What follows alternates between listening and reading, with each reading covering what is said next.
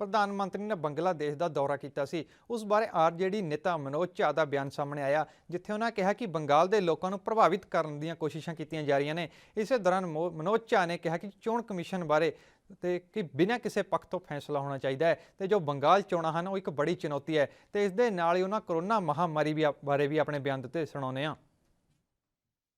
देखिए, हमारा मानना है कि कुछ जगह से इस तरह की खबरें आई और माननीय चुनाव आयोग को इसका संज्ञान लेना चाहिए। क्योंकि चुनाव आयोग की बहुत बड़ी भूमिका होती है, खास करके जिस तरह की डिवाइडेड पॉलिटी में हम जी रहे हैं और जिस तरह के एक तरह से हिंसक भाव संबोधित करते हैं भाषा के स्तर पर और वास्तविक हिंसा के स्तर पर भी। मैं समझता हूं उसके संदर्भ में ये बेहद आवश्यक है कि माननीय चुनाव आयोग बिना पक्ष के किसी का लिए अ, कार्रवाई करे।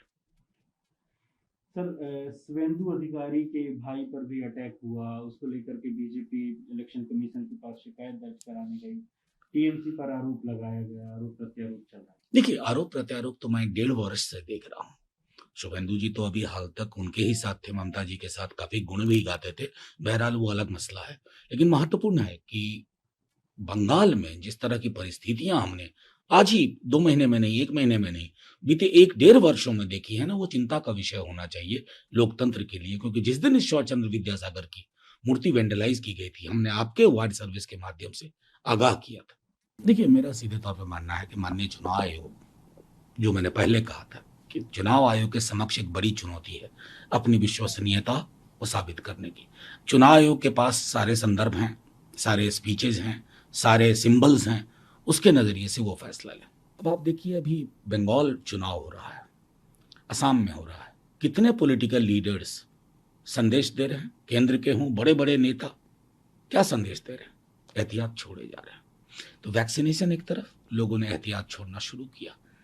कई लोग कहते हैं ये फलाने राज्य का मामला है, चिलाने राज्य का मामला है। साहब, कोरोना को वीजा नहीं चाहिए, उसको परमिट नहीं चाहिए एक जिले से दूसरे जिले, एक राज्य से दूसरे राज्य।